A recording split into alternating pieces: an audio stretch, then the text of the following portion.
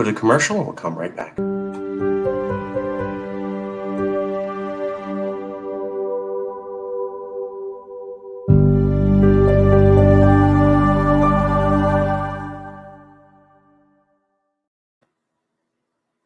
Hello, my name is Marcus Ruiz-Evans. I apologize for the casual dress today. We had debates at 9.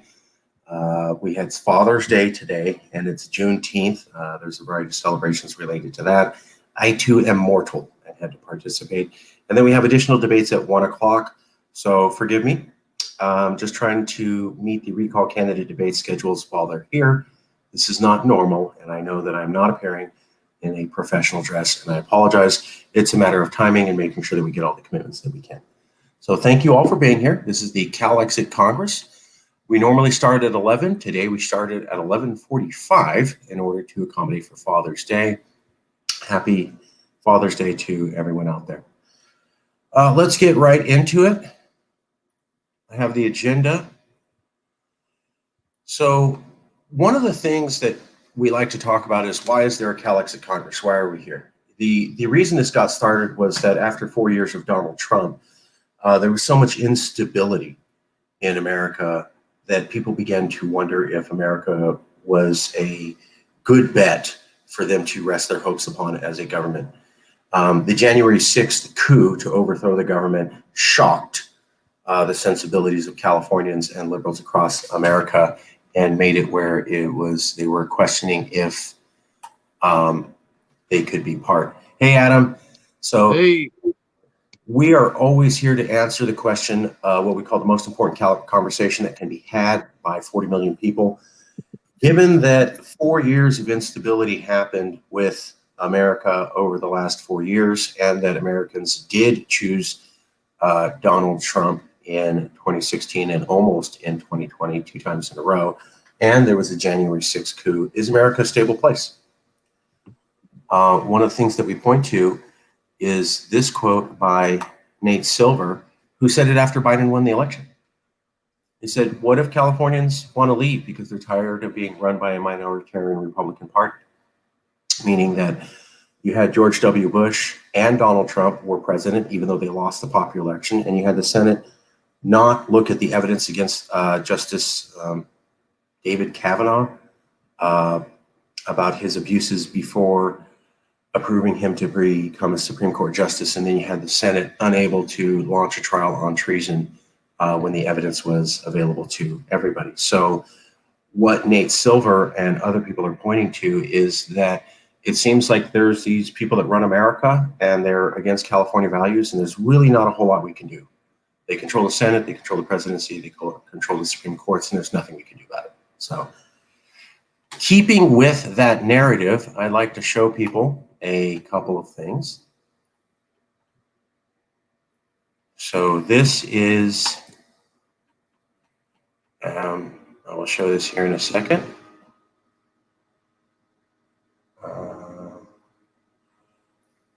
Right. So what we have is, let me show this real quick. Let me share screen.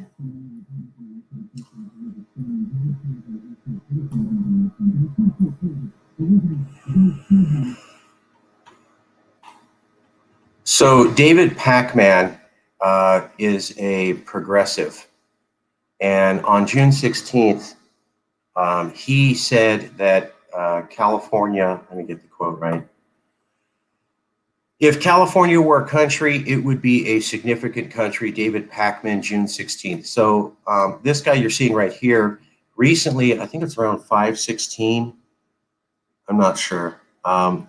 Somewhere around here, he says, if California was a country, it would be a powerful country. This guy's not part of the CALEXIT movement, but he's using our talking points. Another person that I want to point out to you today is Cole Sternberg. Now, Cole Sternberg is not connected to CALEXIT. He is a artist and a lawyer based out of Southern California, and he did this interview recently. He started the interview talking about how, yeah, he has a museum exhibit that's open in El Segundo dedicated to California acting like a nation, but he doesn't technically support CALEXIT, which, okay, that's fine. But The rest of the interview, he goes on to say, well, California loses money being part of America. California loses being part of America in general.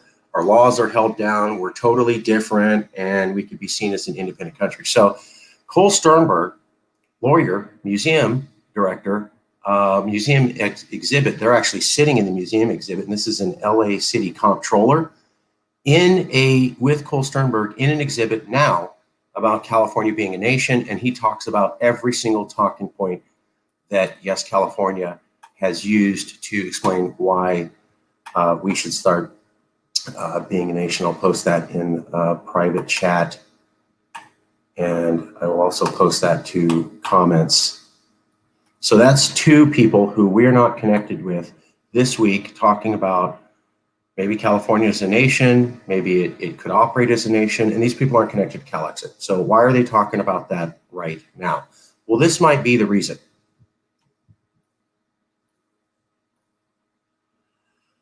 Okay. Actually, let me redo that. Sorry, I stopped sharing share screen. I promise it'll be worth it. Here we go. So this chart is, why can't I, give me a second. Do this, do that, here we go. Okay. This chart is Google search results. You can see June 21st, 2021, October 11th, 2020. Here's the November election. Huge spike in interest in CALEXIT. So here's the November election. People are looking into CALEXIT. Biden wins the election. Interest in CALEXIT drops and then plummets really low. So we're looking at December here. Interest in CALEXIT drops, but then it bumps up, but then it goes down, but then it bumps up, then down, bumps up and down. And then something happens right here around May where it goes up and then just continues to shoot up. So massive interest in CALEXIT right at the election, bumps kind of at a plateau. And as you can see right here now in May, you're breaking through that plateau.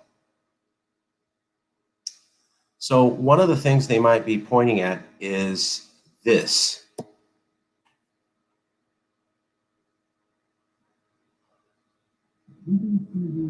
So let me turn off the commercial, but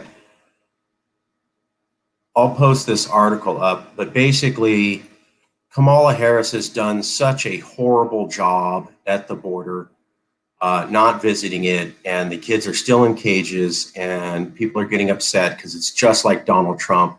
So NBC News is going, hey, isn't this like Donald Trump? And she's like, well, I haven't been to the border. I'll get to it, et cetera. And what's the big deal? Her response was so horrible that the Biden administration is now trying to publicly distance themselves from Kamala Harris and the outreach on the border. I would remind everyone that Biden and Harris both said to Latin America, A, they both refused to visit the border. B, they both have had months to fix the children in cages in concentration camps, and they have not. And 3, they also told everyone, don't come to America like Donald Trump. So I'll post that up here in comments and also a banner. But this is the thing, is like the honeymoon is starting to end. So people are going, hey, Joe, kids in cages, you're telling people don't come to America. You can't even visit it. Those children still don't have access to lawyers or news reporters. How's that different than Donald Trump? You got the New York Times saying this. You got Men Network TV saying this. And all of that is happening now, which coincides with the bump, as we saw on Google, of increased breaking through the trend of the last 3 months, interest in CALEXIT. And at the same time, you have David Pacman and Cole Sternberg talking about California's nation. And all these things are happening at the same time. Honeymoon's over. People are realizing that Biden is, as Jason pointed out, a shade of Trump. Nothing more. And they're starting to get disgusted and worried. So that is why we're here. A couple other quick points.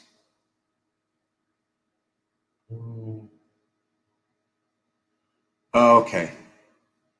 So I want to celebrate Juneteenth, and I'm going to show the screen.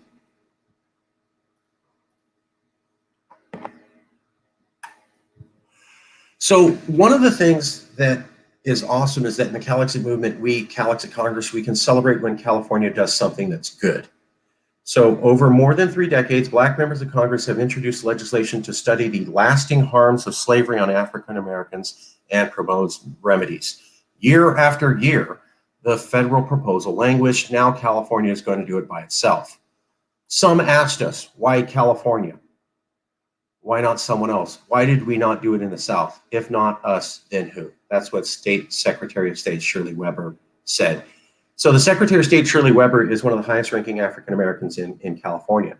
And what she was saying was that in the federal government, they can't seem to get anybody to study the topic of reparations. So they're basically giving up on trying to get it done in America and saying, let's get it done in California so at least it gets done. That is from a high-ranking African American politician, Shirley Weber, saying, America failed to do this. We have no faith that America can do this. We have faith that California can do this, and so we're going to do it here. California then launched a first-in-the-nation task force, which is going to look at compensation, dealing with the legacies of slavery. He notes California has a long history of slavery, despite the fact that it was a free state when it joined the Union. It was never anti-slave. They embraced all the tenets of slavery. So if somebody from the South came with a slave and company, they were allowed to treat their slave just as if they were in the South. He explained, if a slave ran away to California, those slave hunters were allowed to come to California and return those individuals back to the state where they ran from. What they're talking about is that while California never allowed slavery, when it was conquered by the American government, there was a 15-year period before the decision of the Civil War in Antietam where slavery was legal. And while it was banned in California, people who owned slaves would come into California or go and collect their slaves, because the moment that California was attached to America, it started to deal with slavery as part of the legacy of being part of this. One of the things they're looking at, the African-American population is around 5%, but 30% of the homelessness in California. And one way is to maybe pay reparations, especially when you consider redlining was a program that isolated African-American communities to certain segments of society. A way to deal with that legacy and pay reparations in an appropriate, commensurate response manner with policy-wise would be to provide low-interest homes. And yes, California totally supports that. Now we want to contrast that with the bad. A lot of people said California doesn't need to look at the idea of becoming a nation because, hey, you got all these Californians in the federal government and they'll make sure that things we want to get done, get done. To which, yes, California said, okay, well, Californians needed stimulus checks to pay 4 months of rent. They didn't get that, and Nancy Pelosi was in charge. Additionally, they needed stimulus checks for Christmas, and they were allowed to not get one and have the worst Christmas they've seen in 30 years. That was under Nancy Pelosi's leadership. That's come out, that Nancy Pelosi stalled on the stimulus checks because she thought it would help Trump. And then right after he lost, she allowed basically the same amount of money to go through, meaning that people in California suffered and were homeless in the Christmas month. That was by California who did that. Now we have our second example. Here's Kamala Harris. Californians hate the Donald Trump stance on Latinos. Don't come to America. Let's build the border wall. We don't want you around. Let's put you in horrible concentration camp conditions, limited access to laundry facilities, cleaning facilities, lawyers, representation, or being able to see any other political person who's won office and examine it. So that's all Donald Trump stuff. Joe Biden's done exactly the same thing, and so has Kamala. In fact, Kamala's done so horrible at dealing with the children in concentration camps that Biden's starting to distance himself from him. So my question is to Californians. If a Californian in the federal government means we get our values upheld, then how is children in cages working? If a Californian in the federal government means that our values are upheld, one of the worst things in Californians' mind was children in cages. It wasn't like 60 down on the list of priorities. It was number 1. You still got that just as bad as Trump, and there's a Californian vice president and a Californian speaker of the House, and it did nothing at all. So when people talk about, hey, use the federal government, we'll influence them, I go, to what benefit? You can't even get kids out of concentration camp conditions like Trump did. That's Californians all over the power. You couldn't fix any of that. So what good are you? And you couldn't get a stimulus check so people didn't get homeless in December for Christmas. So what good are you? These are important points when we look at how California can do things the federal government can't, like looking into reparations for slavery, and why the federal government can't do things that are important to us in California, like taking our stance on welcoming immigrants and not being a racist xenophobe. Kamala Harris, Donald Trump, Joe Biden, back the wall, can't visit concentration camp situations, let them suffer, and also told people live on TV, don't come. There's almost no difference. It's so bad the New York Times is saying, what's the difference between these people? That is a hardcore California value, not upheld by the Biden administration. And I think it ties into why we're seeing a gigantic jump in interest in CALEXIT in this month. All right, moving on.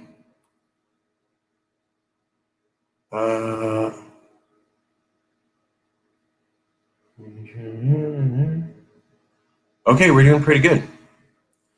All right, we're going to go to the last section, then we'll get into some CALEXIT Congress business. So let me do a share screen.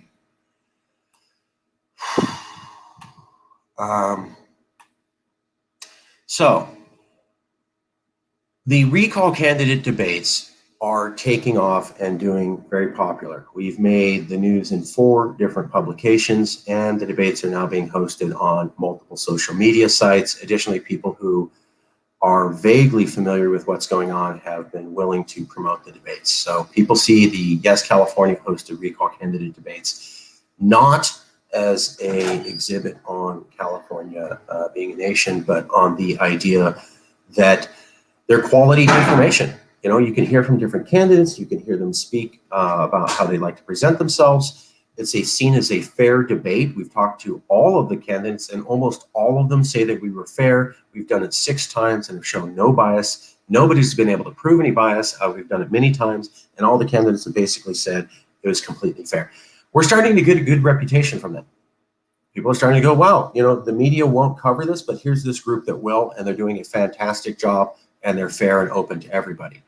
Well, after we started getting publicity with that, some interesting things started to happen. One was that we were blocked by Google AdSense from being able to advertise the recall campaign. So we hired Sprizzy to advertise our YouTube videos. This is a fine manner to do it in. They don't give you likes, they just advertise the video to people who may like it. We were told by Sprizzy that Google has said that we are not allowed to run our ads because it's election advertising in the United States. We are not advertising the recall election. We are not endorsing it. We are not opposed to it. We are simply informing people of candidates who are running in it. It is not election advertising, but we got shut down. At the same time, within a day of that, one of our people who's been able to post about our recall elections before tried posting to different Google groups and was blocked from multiple Facebook groups around the same time. We also tried to post our recall debates up on Wikipedia. It was removed shortly. The reason they said was you had no secondary sources, news sources. So I called the guy, Desmond, who put it up there, and I go, Desmond, type in, I'll walk you through this. I'm going to type in Yes California recall debates and hit the news, hit the clip news. And within seconds, there was multiple news articles. So I sent that over to Desmond. He sent it to Wikipedia. They allowed the article to go up. However, I asked Desmond, hey, Desmond, it took me 20 seconds to find news articles talking about the recall debate. All I did was type in Yes California recall debate. How come the people that run Wikipedia can't do a basic Google search? They said we had no media. I corrected that in 20 seconds. How come they can't do that? And so again, I can't prove anything, but shut down for stupid reasons on Wikipedia, blocked from Facebook groups, blocked from advertising on Google, all within days of each other, and all after we started to make a big deal. I don't know how to explain that. I'm not saying what it is. I'm just pointing out it happened. And here's the evidence. It seems like we are not allowed to get big attention to our recall debates, even though we have shown no history of bias. 99% of the candidates said we did a fair job, and they all said we're the only ones in town. So, whatever you call that. Okay, now we're going to get to the CALEXIT Congress portion. News on other independence movements and their activist struggles. This is going to be a new section we're going to do each Congress. Jason Wright is reaching out to independence movements around the world. So every week we're going to try to do 5 to 7 minutes with Jason Wright, where he talks about what other peaceful independence movements are doing to achieve their goal. So it's news on other independence movements and things they're doing to gain independence, to show that we are aware of these movements, we care about them, and we're always trying to study this mission of becoming more independent by studying other peaceful legal movements. Also, I need to make sure to point out, we just issued the Catalan video, a video from Yes California, reaching out to the Catalonia movement. Did you issue all 3 of them, or just the Catalan? I was just able to get the Catalan one out. I will work on the others this week. Brother, we had recall debates, so it was everything I could do to get the Catalonia debate one out. I will work on the Cape party next. I'm not sure. Cape is next, and Robert, I promise you I'll do Cape this week. But we do have the Catalonia video out.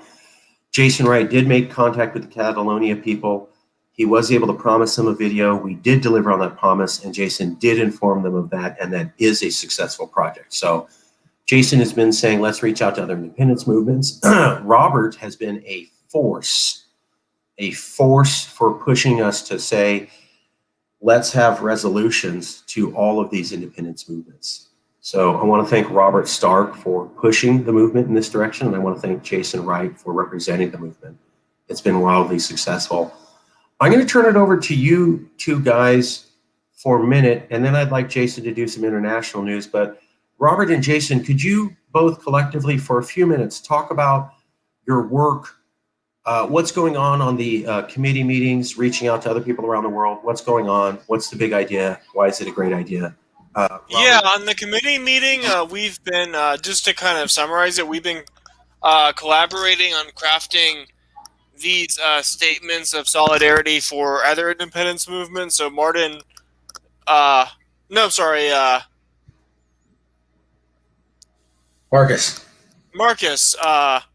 Marcus Ruiz Evans released one for the Catalan independence movement, and then we were working on numerous other ones. So we basically agreed upon a template, and then so far the first one was for the Catalan independence. Yeah, and we've done Scotland before. We've done a couple others like Baja. We have a list that we had formulated between Robert and myself as co-chairs, with some approval and help and input from Marcus. We have a list of, I think it's like 7 different ones that we're going to work on coming up. Pardon the scratchy voice. We're going to get to those, and I'm thinking that we'll probably be coming out with one every week. So ultimately, they will all get done, and in a fairly timely manner. As Marcus said, the recall debates are taking up quite a fair amount of time. But we are going to get it done. Yes, we are. And so, yeah, Cape, Texas, Hawaii, Puerto Rico, and then I'm not sure if we had decided Hong Kong and Tigray. I'm not sure either. I think we said we could, as long as they were peaceful. So those movements have been involved in violence, but they did not attempt to cause violence. And so, yes, I think we will be reaching out to them. Okay. Yeah, yeah, and I know as far as the Tigray, like the violence was definitely started against them, and some people have fought back, but it's not like a full-fledged war. There's not a huge insurrection or rebellion or anything. It's people trying to defend themselves as best as they can against a modern military. Yeah, so the rule is that we will only reach out to peaceful legal secession movements. We have a model that was developed by the Congress, developed in the committees, brought back to the Congress. The Congress approved the model. The resolution committee will make resolutions using the model. They have to. They had two examples of the Cape Party and of the other thing we were just talking about recently. And the Congress approved that. So the resolution committees meet Tuesday at 7. If you want to be involved in drafting the speech, you got to show up there. However, after every speech is designed at the resolution committee, I will present it back to the Congress. We've released 3 speeches: the Cape Party, Catalonia, and Texas, and have gotten some good reviews from members. People have a week to respond to the speech. I would recommend that you post those on the Yes California Twitter account. So the one thing is they're way too long for Twitter. So that just as the videos, the link to the videos. So the place for the resolutions would be on the CALEXIT Congress website, since they come from the CALEXIT Congress, and that's linked to the Yes California website. You could post like a screenshot of the resolutions, because we thinking like the Twitter gets a lot more views. I've noticed like the YouTube and the main website doesn't really get enough traction. Okay, well, we could have a debate. We'd have to debate that. So typically the plan that we had already processed when we originally got things going was that the resolutions coming from the Congress would be posted to the Congress website, and that there was Congress websites linked to the SCA site. If we'd like to revisit that, we certainly can. I'll set up a date for next weekend, and we'll go back over it. I'm just saying we had a process for this, and we can certainly modify that, but that means we got to go back in and debate the rules of protocol, which I will set up for next week. In the meantime, I don't see why it shouldn't go on the CALEXIT Congress website, at least as some place to put it, right? Would that seem workable for people? Yeah, and I also think of like proprietary stuff, once it's up and official and been recorded and whatnot, yeah, Twitter posted all over the World Wide Web. But as far as when we're working on it, when we put it together and we're on a live stream, we're still, we're operating as the Yes CALEXIT Congress, and we've got our branding on our video. So if anyone tries to steal it and plagiarize, then legally we're in the green. If we just kind of put it together and post it up there, anyone could just read off our words and be like, yes, we've got this amazing speech to the people of Catalonia now. And where it sucks to have to kind of think on these terms, have to think about things like this, we are a very effective movement, and because of that, we have people that work directly against us. And unfortunately, yeah, it is what it is, and because of that, we have to be slightly cautious about, the potential of the plagiarism. I guess well, we are going to release the video statements. We do have one now. I will release the Cape Party this week, Robert, I promise. Additionally, we are wanting to create like really nice resolution documents with letterhead that look like an official legal document. I just need a little bit of help with some graphics people to do that. We're going to do that with the approved speeches. Once those are done, we did want to post this on the CALEXIT Congress site. They're going to look super awesome, and that might be something that we could post up on Twitter because it'll look like a legal document. But I want to make sure we get the graphics done right on that. And because I have to involve other people, that doesn't move as fast as the videos. So we do want to have documents. We do want to get them out there. We are hoping to have them shared. That will be coming in the future. But for right now, since we're just basically we just got this process approved and we're moving on it, it's just going to be videos for the minute.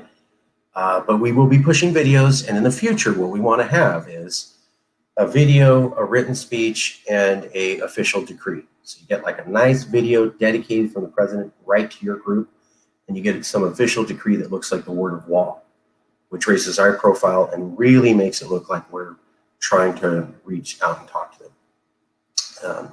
That's coming. And if Robert? I may, the other part of that is that eventually there will be kind of a handful of all of these statements of solidarity. And what I would like to see is once we've got a nice bookable stack, we make a book out of it, a small book that contains a, like, you know, official letterheaded kind of copy of the statements, every single one of them. And we send a copy of this to every single CALEXIT embassy that we get going around the world.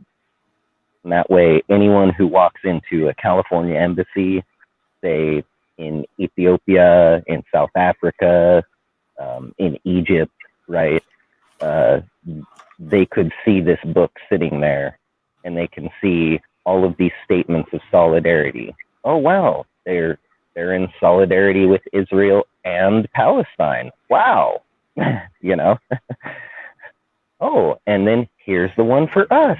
Oh, look at that. Oh, and they acknowledge that this and that, and oh, someone read up about our history and they included some of this. Wow, these people are knowledgeable, right? Could eventually get more people from other parts of the world interested in coming to California, because, you know, they'll see that there are sane, reasonable people who pay attention to history and facts and try to stand on the side of goodness.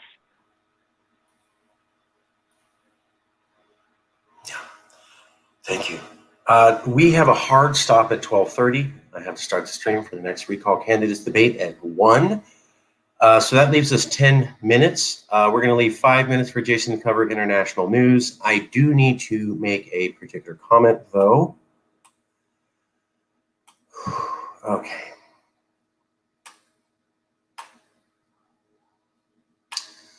Porkfest. Porkfest is coming up. It is this upcoming week, June 21st to the 27th.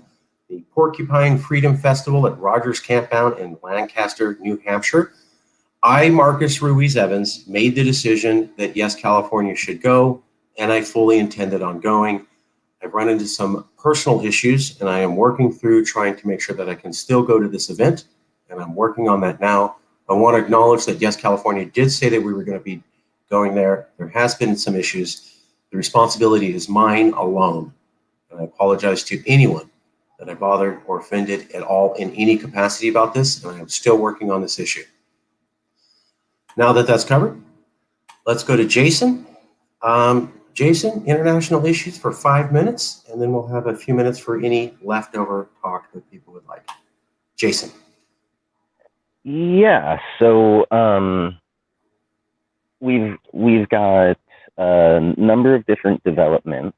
One very, very big development comes from Israel. Benjamin Netanyahu is no longer the prime minister of Israel. He has been removed. He is gone. I mean, not gone, but he is no longer in charge. The thing that stands out for me is that before he came into power, there was a significant push for peace and living together as like this two-state system that a lot of people agree could potentially be a viable solution for peace in the Middle East, air quotes there. He came into power, violence started back up, lots of, extremist rhetoric started back up. Now that he's gone, the hope is that this new prime minister, I think is a woman, the hope is that there will be a push for sane, reasonable, compassionate, merciful, right? All the good stuff. Seems like there is potential for that, and we'll really have to wait and see. But it is a huge development because Netanyahu was facing corruption charges, and then violence broke out, and it's hard to prove that a leader might start a war or a conflict in the hopes of maintaining job security. Hard to prove that. So I'm not going to say definitively that that's what it was. But general consensus does seem to confirm or reaffirm that, yeah, it seems like that's what it was. So now that he's gone, hopefully we might be seeing a start towards peace in the Middle East, which is awesome. In other news, the Afar region, the Tigray movement, the people of Ethiopia who identify as the Tigray, they're calling out very clearly for international eyes and support. They kind of need for the world to start paying attention. These are people who have been subjugated by their government, their elected government, right? The guy got elected, he got into power, he is the rightful leader, yada yada, right? But this one group of people in Ethiopia is being, subjected to varying forms of unfair treatment, discrimination, economic discrimination, right? I could go on, but it led to violent conflict that has claimed many lives, many, many lives. It now has the military of Ethiopia and the military of Eritrea fighting against this region of people. And this region of people does not have a modern military under their thumb. They do not have rockets and tanks and aircraft and bombs and ships. No, they are just people. And yeah, so I would like for everyone, if you see anything on Tigray or on Ethiopia, if you're in the WhatsApp group chat for the CALEXIT Congress, then please share it, let me know, even send it to me directly. As the chair of the International Outreach Committee, I try my best to stay on top of things. And there is just so much chaos in the world right now. It's a little disheartening at times. I'm not gonna lie. There's a lot of bad stuff happening to people around the world, and we all need to. All right, yeah. Thank you, Jason. In the future, brother, like we talked about, it's got to be about an independence movement and what they're doing to gain independence. So that's just because otherwise people are going to go, why are we here? What are we doing? So let's have a little, I mean, with respect, a little bit more focus, please. Not just international news, but hey, here's this movement. They're trying to achieve for independence, and here's what's going on with them to do that. And could package the background in there, but there's some great case studies. You're always bringing great knowledge to me, and I want other people to see the knowledge. Okay, we have we have 2 more minutes, maybe 3. Anything anybody else would like to talk about? Any issues at all? I apologize for the meeting being pushed back, and I apologize for the short notice, but we're having recall debates, and it's going very well.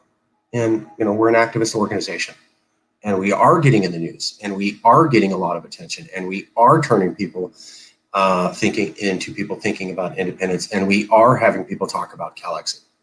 So we're achieving all our goals. But any comments from anyone about anything?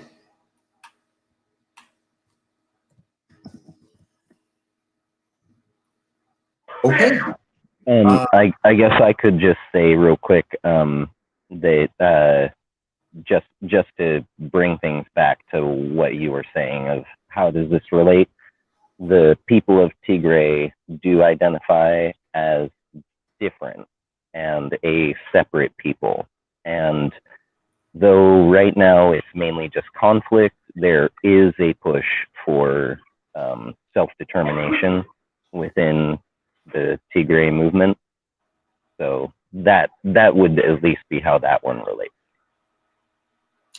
Yeah. I'm just saying, good job, but we have, the deal. People are going to watch this video. They're going to come in without the context. So it's got to be, like you're talking to a 5-year-old. Here's this movement. Here's what they're doing.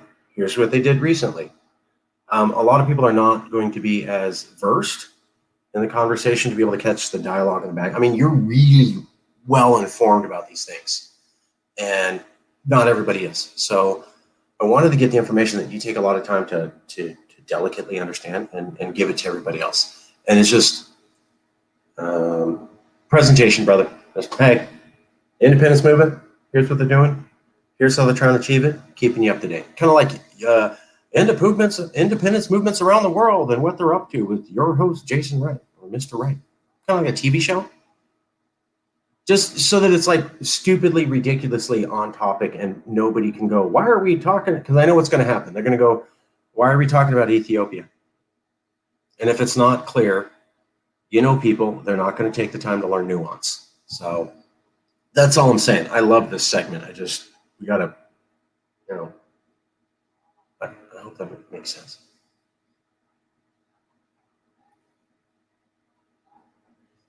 Does that seem fair, Jason? Yeah, totally. If you're up for it, next week I could, if you'd give me some time, more than 5 minutes, I could like prepare a little something, do like a breakdown of varying independence movements and what they are, who they are, Sounds good. I'll book you for tweet resolutions, Robert, and breakdown of movements. Peaceful movements with Jason. Done. All right, you're good. Anything else anybody would like to discuss at the next CALEXIT Congress next weekend?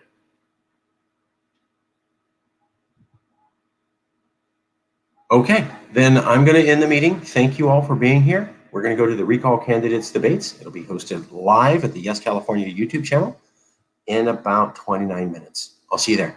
Thank you, everybody.